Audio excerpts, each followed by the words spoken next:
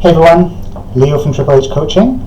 I hope you're well and surviving the beast from the east. If you are down south or on the east coast, in the UK, if you don't know, we have currently a big wave of really cold weather coming in from the east coast, and actually parts of the UK are colder than the Arctic today with a real feel of -10.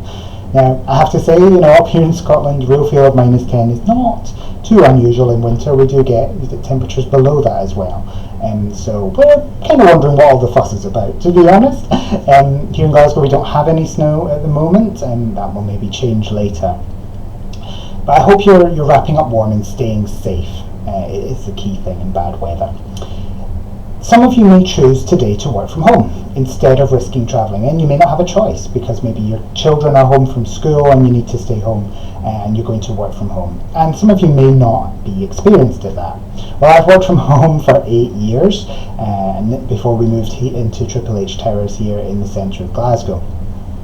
So I wanted to share some of my tips for being productive and enjoying the experience of working from home. So the first thing I want you to think about is the environment. Where are you going to work from? Stay away from televisions, stay away from the fridge.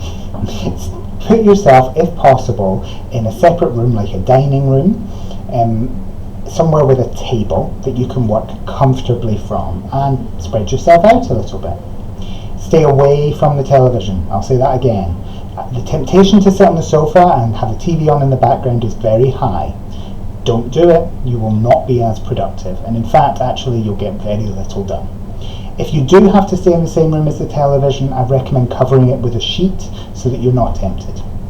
You can, of course, take the advantage of working from home and sit and maybe watch television with your lunch. And that's the second big tip for you, is take regular breaks. It's far too easy at home to punish yourself for being at home and not having to make that commute by working too much, stretching your hours and not taking enough breaks. So take advantage of the fact you're at home. Go for a walk at lunchtime.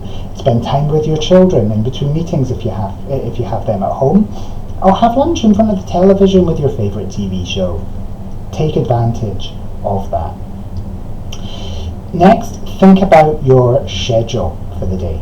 Make sure you schedule everything. And if you don't have meetings on the calendar, make sure you schedule your tasks so that you know what you're supposed to be doing, and you get little nudges as reminders as you go through the day, because it's far too easy to just get sucked into one task or distracted by little things that come your way, and that will keep you on schedule. That's just good time management. It's not necessarily just from working from home, but good time management is even more important when you work from home.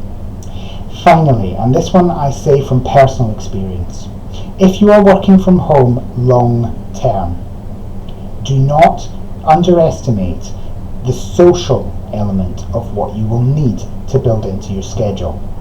It's very easy when you're working from home alone to become isolated and lonely, in all honesty.